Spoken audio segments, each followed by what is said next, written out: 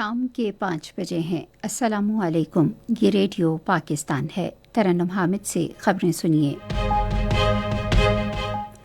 اہم خبروں کا خلاصہ۔ صدر اور وزیر اعظم نے معاشرے میں رواداری اور ہم آہنگی کے رجحانات کو فروغ دینے کے لیے حکومت کے عزم کا اظہار کیا ہے۔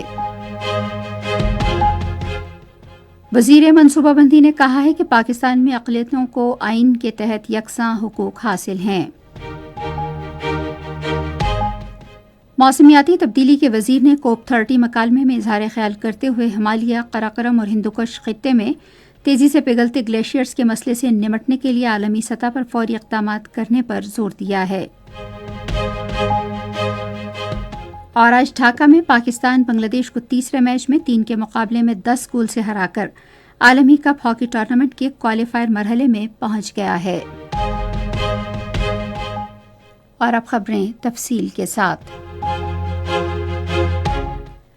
صدر آصف علی زرداری اور وزیر اعظم محمد شہباز شریف نے تمام شہریوں اور اقوام کے درمیان افہام و تفہیم، باہمی احترام اور پرامن بقائے باہمی کو فروغ دینے کے لیے اپنے غیر متزلزل عزم کا اعادہ کیا ہے۔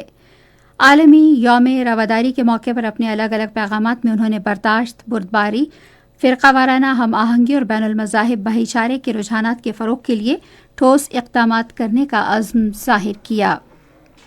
صدر نے اپنے پیغام میں کہا کہ رواداری کے اصولوں کی اسلامی تعلیمات میں گہری جڑیں ہیں جو ہمدردی، انصاف اور تمام انسانیت کے احترام پر زور دیتی ہیں۔ انہوں نے کہا کہ مذہبی آزادی اور مذہبی اداروں کے انتظام کی خود مختاری پاکستان کے آئین کا حصہ ہے۔ وزیر اعظم نے کہا کہ سماجی اور مذہبی رنجشوں کا خاتمہ اور تمام طبقات خصوصاً اقلیتوں کو قومی دھارے میں شامل کرنا حکومت کی ترجیحات میں شامل ہے۔ منصوبہ بندی اور ترقی کے وزیر احسن اقبال نے کہا ہے کہ پاکستان میں آئین کے تحت تمام اقلیتوں کو یکساں حقوق حاصل ہیں۔ انہوں نے آج ناروال میں ایک تقریب سے خطاب کرتے ہوئے کہا کہ اقلیتوں کو سرکاری اور نجی شعبے میں ملازمتوں کے یکساں حق فراہم کیا گیا ہے۔ وفاقی وزیر نے قومی ترقیاتی عمل اور تمام شعبوں میں اقلیتوں کے کردار اور خدمات کا اعتراف کیا۔ احسن اقبال نے ملک کی ترقی کے لیے تعلیم کی اہمیت پر بھی زور دیا۔ انہوں نے تمام متعلقہ فریقوں پر زور دیا کہ وہ بچوں کو معیاری تعلیم کی فراہمی پر خصوصی توجہ دیں۔ وزیر داخلہ محسن نقوی نے کہا ہے کہ حکومت غیر قانونی ترک وطن اور انسانی اسمگلنگ برداشت نہیں کرے گی۔ وہ بیرون ملک مقیم پاکستانیوں کے وزیر چودھری صالح حسین کے ہمراہ علامہ اقبال انٹرنیشنل ایئرپورٹ لاہور کے دورے کے دوران مسافروں سے گفتگو کر رہے تھے۔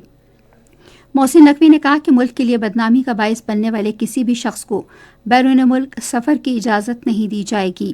انہوں نے ضروری سفری دستاویزات نہ رکھنے والے مسافروں کو جہاز سے اتارنے کی ہدایت کی۔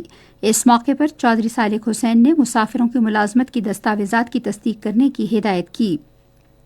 وزیر داخلہ نے کہا کہ امیگریشن کا عمل بغیر کسی تاخیر کے مکمل کیا جائے اور اسے مزید مؤثر بنایا جائے۔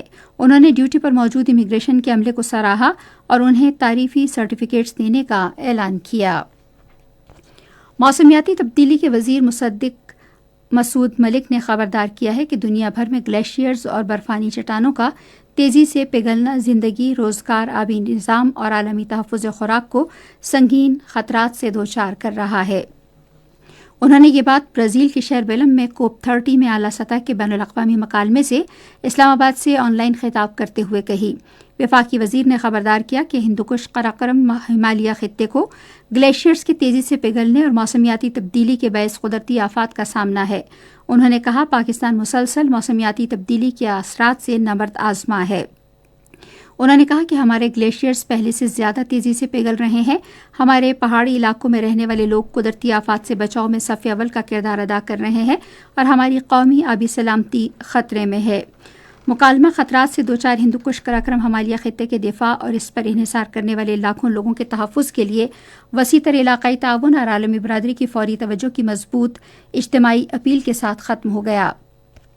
آزاد جموں کشمیر میں خطرے سے بچاؤ کی 13 روزہ خصوصی مہم کا آغاز کیا گیا ہے، جس کا مقصد 6 ماہ سے 5 سال تک کی عمر کے بچوں کو خطرے سے بچانے کے لیے عوام میں شعور اجاگر کرنا ہے۔ آج ڈھاکہ میں عالمی کپ ہاکی ٹورنامنٹ کے کوالیفائر مقابلوں کے فائنل میں پاکستان نے بنگلہ دیش کو 3 کے مقابلے میں 10 گول سے ہرا کر پلے آف راؤنڈ 3-0 سے جیت لیا۔ پاکستان اب عالمی کپ کے کوالیفائر راؤنڈ میں پہنچ گیا ہے۔ اور راولپنڈی میں تیسرے اور آخری ایک روزہ بین الاقوامی کرکٹ میچ میں سری لنکا نے پاکستان کے خلاف اب سے تھوڑی دیر پہلے تک 30.4 اوورز میں 143 رنز بنائے تھے اور اس کے 5 کھلاڑی آؤٹ ہوئے تھے۔